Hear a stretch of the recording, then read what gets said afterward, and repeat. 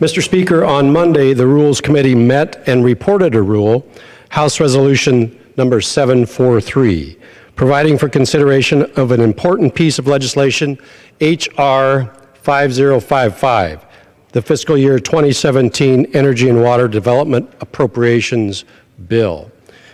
The rule provides for consideration of H.R. 5055 under a modified open rule, allowing for consideration of all amendments that are germane to the bill and conform to House rules. Mr. Speaker, the Fiscal Year 2017 Energy and Water Development Bill appropriates annual funding for national defense, nuclear weapons activities, the Army Corps of Engineers, various programs under DOE, and other related agencies. Over the past few years, we have seen increasing threats to our national security, historic droughts in many regions of the United States, the importance of water, and the need for greater energy security and independence.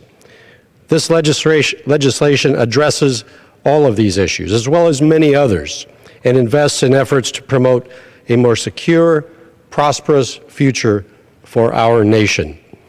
With ever-changing global security threats from Russia and Iran to terrorist groups like ISIL and Al-Qaeda, national security continues, as well it should be, to be a top concern for many Americans. Now, it is more vital than ever that the U.S. maintain our nuclear security preparedness, and this legislation takes important steps to ensure our nuclear weapons stockpile is modern, secure, stable, and available.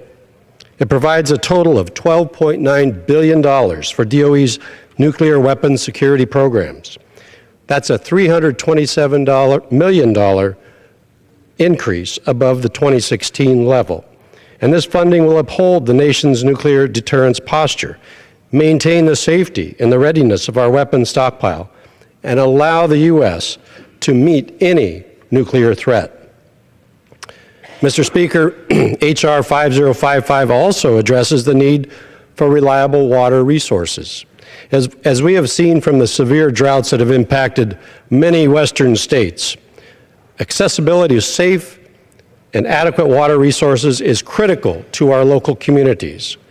In my home state of Washington, we have seen historic droughts over the past few years with serious water supply shortages that have impacted the agriculture, energy, and manufacturing sectors, as well as many families and small businesses that rely on an adequate and stable supply of water.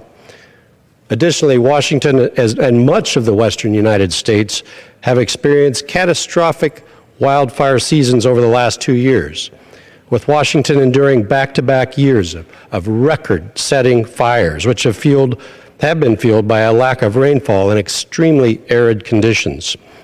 This legislation contains funding for the Department of Interior and the Bureau of Reclamation to help manage, develop, and protect the water resources of western states.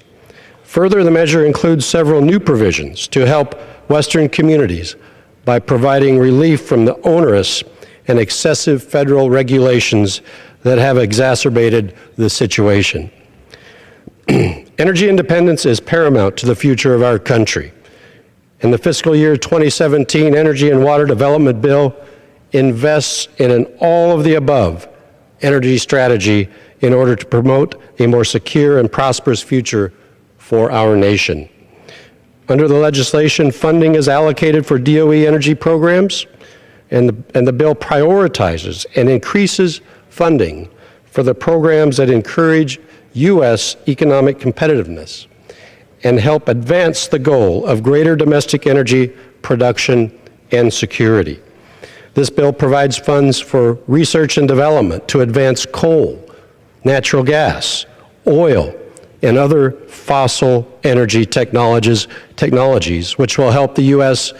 make better use of our rich natural energy resources and help keep energy costs low. Additionally, nuclear energy research, development, and demonstration activities are increased.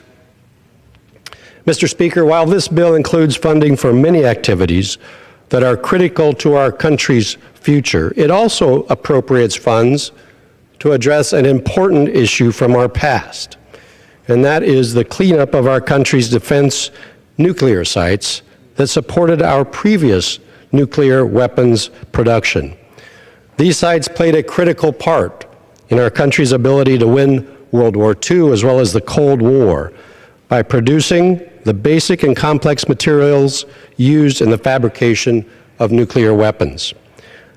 It just happens that the largest of these sites is the Hanford Nuclear Reservation, which is located in my central Washington State District. It produced plutonium for nuclear weapons development both during and after World War II.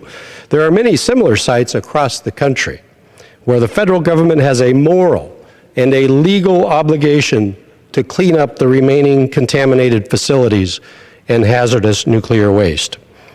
A key component of our defense environmental cleanup efforts is the availability of a viable nuclear repository where this waste can be stored. As you know, Mr. Speaker, Yucca Mountain is the country's only legal and permanent nuclear repository. For years, there have been efforts to kill the use of this site, efforts that would hinder the defense nuclear cleanup for decades and would waste the federal government's $15 billion investment in this repository. This legislation continues congressional efforts to support Yucca Mountain by providing funding for the Nuclear Waste Disposal Program and funds for the Nuclear Regulatory Commission to continue the adjudication of DOE's Yucca Mountain license application. Additionally, the bill denies the administration's funding proposals for non-Yucca nuclear waste activities. Another component of this measure is strong support for our national laboratories, such as the Pacific Northwest National Laboratory located in Washington's 4th Congressional District.